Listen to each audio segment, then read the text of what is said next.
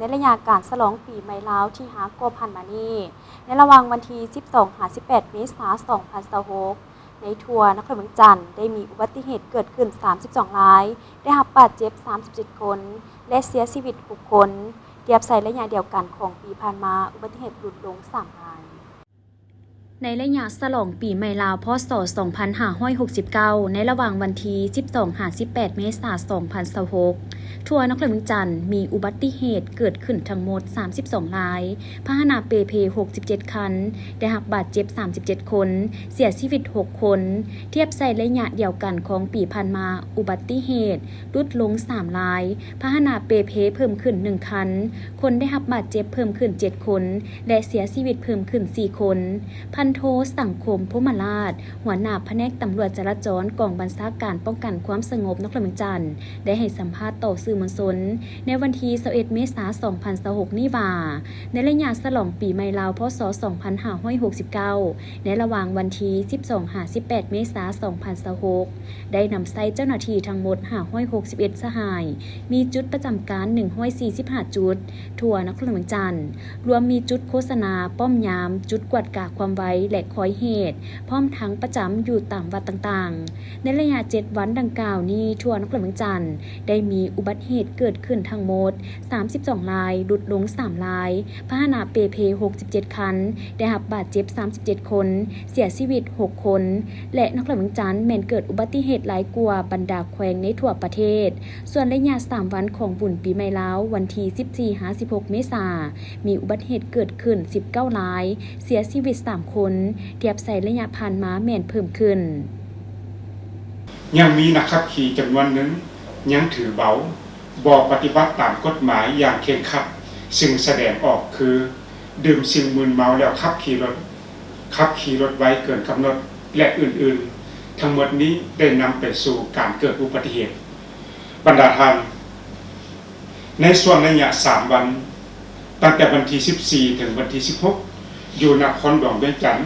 ของพวกเขาแม้นมีอุบัติเหตุเกิดขึ้น 19 ราย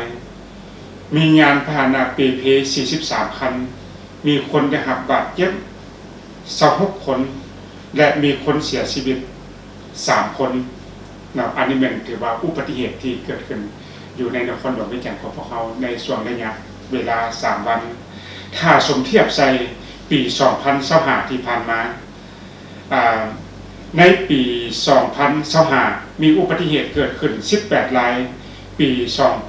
2026 มี 19 รายถือว่าเพิ่มขึ้น 1 รายปี 2025 มียานพาหนะเปเพ 35 คันมาฮอดปี 2026 มียานพาหนะเปเพ 43 คันเพิ่มขึ้น 8 คันปี 2025 มีคนได้รับบาดเจ็บ 15 คนและในปี 2026 มีคนได้รับบาดเจ็บ 16 คนเพิ่มขึ้น 11 คนปี 2025 มีคนเสียชีวิต 1 คนปี 2026 มีคนเสียชีวิต 3 คนเพิ่มขึ้น 2 คนอันนี้เป็นสภาพการเกิดอุบัติเหตุอยู่ในนครหลวงเวียงจันทน์ของพวกเขาบัดนี้พวกเขามาเอาสถิติ 7 วันเนาะซึ่งเป็นช่วงระยะเวลาที่ตำรวจจราจรพวกข้าพเจ้าได้ลงเฮ็ดหน้าที่ป้องกันทั้งหมด 7 วันนับตั้งแต่วันที่ 12 ถึงวันที่ 18 อุบัติเหตุเกิดขึ้นแต่วันที่ 12 ถึงวันที่ 18 มีทั้งหมด 32 ราย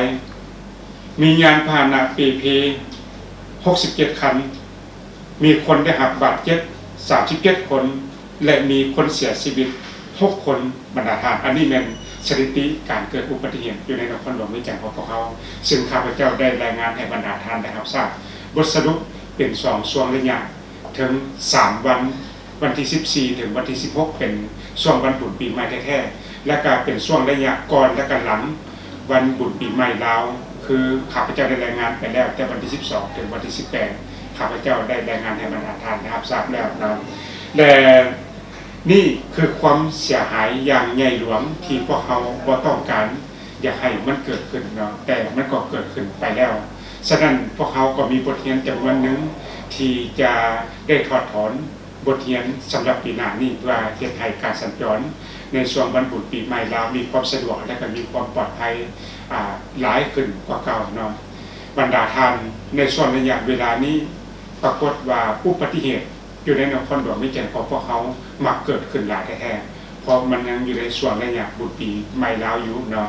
ฉะนั้นข้าพเจ้าในน้ำตำรวจจราจรจึงขอเรียกร้องมายังบรรดาท่านนักขับขี่ก็คือผู้ใช้รถใช้ถนนทุกท่านให้เอาใจใส่ปฏิบัติตามกฎระเบียบการสัญจรอย่างเข้มงวดนั่นคือ 1. ถ้าทานได้ดื่มเหล้าหรือสิ่งของมึนเมาแล้วแม่นห้ามขับขี่รถอย่างเด็ดขาดอันที่ 2. แม่นอย่าใส่ความไวเกินกำหนดให้ปฏิบัติตามป้ายที่เพิ่นได้แต้มหมายไว้อยู่ตามแคมทางอย่างเข้มงวด 3. ก่อนจะเปลี่ยนทิศทางการสัญจรก็ต้องให้รับประกันความปลอดภัยก่อนจะเลี้ยวซ้ายเลี้ยวขวาต้องได้เปิดไฟสัญญาณเตือนล่วงหน้าทุกครั้ง 4. ก่อนจะซิ้งขึ้นหน้ารถคันอื่นก็ต้องรับประกันความปลอดภัย 100% ว่ามีความปลอดภัยจึงซิ้งขึ้นหน้ารถคันอื่นได้อันที่ 5. เวลาขับขี่รถไปตามทางก็ต้องให้พยายามแนบเข้าแคมทางกำขวามือของตนเองให้หลายที่สุดอย่าไปขี่อยู่เครื่องกลางทางอย่าขี่รถผิดทิศทางการสัญจรเด็ดขาดนั่นคือความเป็นอันตรายหลายแท้ๆเนาะเป็นแนวใดก็ขอให้บรรดาท่านใช้รถใช้ถนนโดยความระมัดระวังให้ปฏิบัติตามกฎระเบียบการสัญจรอย่างเข้มขัดแท้ๆเพื่อให้การสัญจรของท่านไปถึงจุดที่หมายได้อย่างปลอดภัยนอกจากนี้ท่านยังให้ฮู้ตื่มอีกว่าเมืองที่เกิดอุบัติเหตุหลายกว่าหมู่แม่นเมืองไสธานีเมืองไสเสถาและเมืองศรีสัตนาคส่วนหลายแม่นเกิดอยู่ในจุดที่บ่มีตำรวจจราจรประจำอยู่สำหรับสาเหตุที่พาให้เกิดอุบัติเหตุส่วนใหญ่แม่นเกิดจากการดื่มสิ่งมึนเมาแล้วขับขี่ขับไว้เกินกำหนดบ่ปล่อยซีทแสงบ่รับประกันเปลี่ยนทิศทางและอื่นๆในระยะบุญปีใหม่เจ้าหน้าที่ยังได้กวดการถทั้งหมด800กว่าคันและพบผู้ละเมิด300กว่าคน